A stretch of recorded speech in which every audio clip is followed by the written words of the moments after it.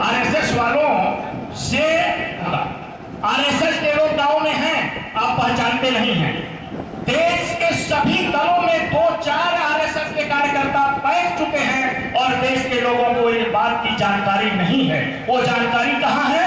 नागपुर के आरएसएस कार्यालय पर कि हमारा कौन से पार्टी का कौन कार्यकर्ता है आरएसएस का, समाजवादी पार्टी में घुस करके कौन कौन सा काम कर रहा है। उसका काम है आपस में मतभेद पैदा करना, उसका काम है टिकट लगा के होड़ लगाना, टिकट के लिए होड़ लगाना, उसका काम है गुटबंदी पैदा करना और उसका काम टिकट मांगना है। टिकट भी मांग लेने के बाद चुनाव जीत जाना, और जब चुनाव जीत जाओगे तो जब समय आ जाए कभी जंग का, आमने सामने बहुमत सिद्ध करने का, तो उस समय पुनः अपने घर वापस आ जाना है। इस तरह से आरएसएस के लोग काम करते हैं। इन शातिर लोगों से आपको चुनाव लड़ना है। साथियों, मैं एक बात कहूं कि हर कार्यकर्ता आज से, ये मेरा आदेश नहीं, मैं आज तक अपने जीवन में किसी को आदेश निर्देश नहीं किया, हाथ जोड़ के निवेदन कर रहा हूं कि हर साथी किसी न किसी गांव के रहने वाले हैं, किसी न किसी गांव में ही रहते हैं, टाउन एरिया में रहते हैं, किसी मोहल्ले में रहते हैं। जब सुबह हो तो एक राउंड, जैसे आज आप सड़कों पर टहलते हैं अपने स्वास्थ्य के लिए, उसी तरह से भारत के लोकतंत्र को बचाने के लिए एक राउंड अपने गांव में सभी माता बहनों के पास तक जाइए और शरद प्रसाद, राहुल गांधी और अखिलेश यादव का घोषणा पत्र और कांग्रेस पार्टी की गारंटी, मैं प्रत्याशी जी से कहूंगा कि हर कार्यकर्ता को कांग्रेस पार्टी का जो गारंटी पत्र है वह पत्र उपलब्ध कराएं। उस पत्र के साथ आप गांव में जाएंगे और सभी के घर उसको पहुंचाएंगे। और ये चुनाव हमारे प्रत्याशी सरल जी नहीं लड़ेंगे, ये प्रत्याशी हर व्यक्ति लड़ेगा, हर नौजवान लड़ेगा, चाहे वो समाजवादी पार्टी का हो, चाहे कांग्रेस पार्टी का हो, यदि चाहे आम आदमी पार्टी का हो, इंडिया अलायंस का कोई भी गठबंधन का नौजवान चुनाव लड़ेगा। यदि आप ये सोचने लगे कि हमारे प्रत्याशी सदन जी कहां हैं, इस समय दिखाई नहीं दिए, हमारे यहां अभी तक नहीं आए, साथियों आप सदर बन जाइए, आप राहुल बन जाइए, आप अखिलेश बन जाइए, आप इनकी इंतजारी मत करिए। आप अपने गांव में अपने बहू बेटियों के सामने, अपने बच्चे नौजवान साथियों के सामने जाकर के भारतीय जनता पार्टी के कुकृत्यों को बताने का काम करिए। मैं यहां मंच पर खड़ा हूं भाजपा का विरोध करने नहीं, बल्कि भाजपा के असली चेहरे से नकाब हटा करके और जो उसका असली चेहरा है वो आपके सामने दिखाने के लिए खड़ा हुआ। साथियों, आप लोग प्रत्याशी के लिए नहीं, देश के लिए काम करने निकले हैं। और हमारे प्रत्याशी सदन जी कांग्रेस के प्रत्याशी नहीं, समाजवादी पार्टी के प्रत्याशी नहीं, साथियों आम आदमी पार्टी के प्रत्याशी नहीं, वो किसी दल के प्रत्याशी नहीं, वो भारत वर्ष के बचाने वाले प्रत्याशी हैं, बचाने वाले लोगों के प्रत्याशी हैं। इन प्रत्याशी को किसी दल के, किसी जाति के, किसी संगठन के सीमाओं में मत बांटिएगा। आज देश 2 भागों में विभाजित हो गया है। लड़ाई किनके बीच में होने जा रही है? देश, एक तरफ देश को बेचने वाले और दूसरी तरफ देश को बचाने वालों के बीच में अगली लड़ाई होने जा रही है। आप देश बचाने निकले हैं। एक छोटा सा उदाहरण के साथ थोड़ा आगे बढ़ूंगा और कम समय में समाप्त भी कर देंगे। हमको रह याद आ जाता है कि अभी हमारे साथी कुछ कहेंगे कि समय हो गया। साथियों, बाबा साहब अम्बेडकर जी जब पहली बार स्कूल गए थे तो वहां स्कूल में शिक्षकों ने शूद्र तुम शिक्षा लोगे, तुम पढ़ने आए हो, यह कहकर के डांट के खदेड़ा था और बच्चों ने ताली लगाकर ठहाके मारे थे।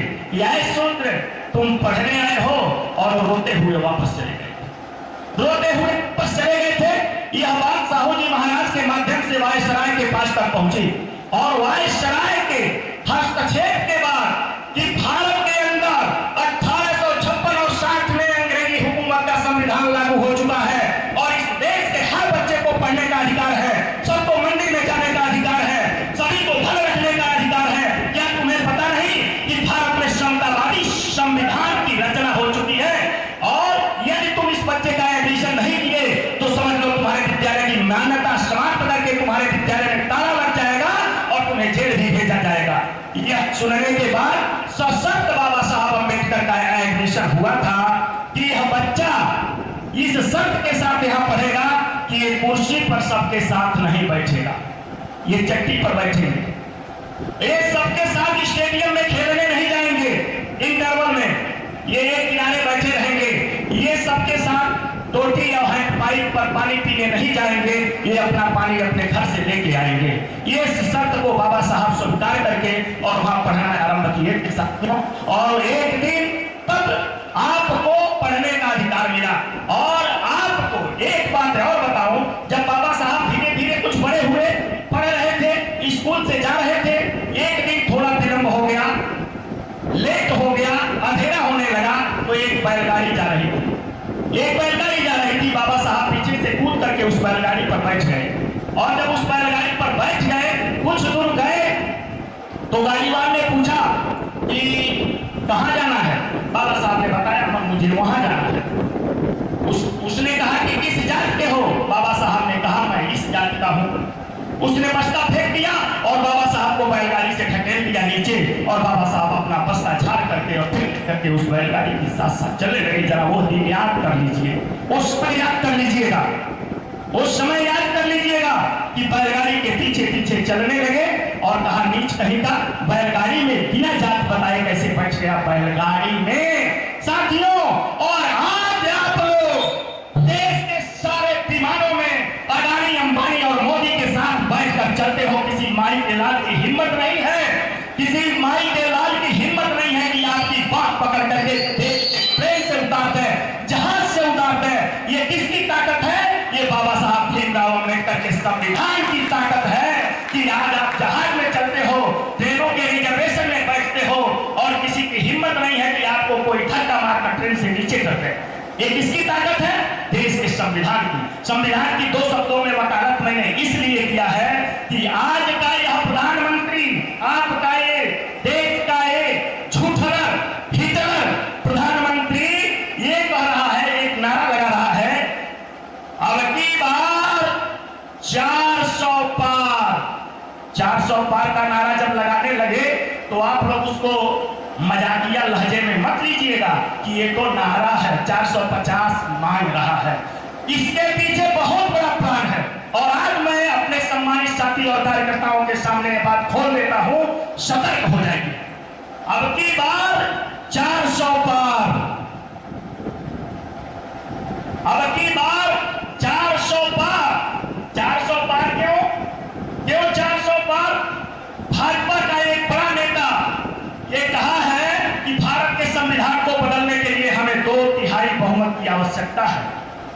जब 273 सांसदों में ही मोदी बहुमत के प्रधानमंत्री हो जाएंगे तो आप सोच लीजिए जरा कि वो 400 पार क्यों कह रहे हैं। इसके पीछे बहुत बड़ी साजिश और बहुत बड़ा षड्यंत्र है साथियों। 273 सीट पर पीएम बनने बहुमत प्राप्त कर लेने वाला आदमी अब की बार 400 पार। 400 पार इसलिए कि इस बार करना है संविधान परवार, और संविधान परवार करने के लिए 400 पार जाना होगा। और 400 पार जब चला जाएगा तो वो भारत के बाबा साहब अम्बेडकर के संविधान के मूल ढांचे को तहस नहस कर देगा। और तब फिर आप बैलगाड़ी नहीं पाओगे बैठने के लिए।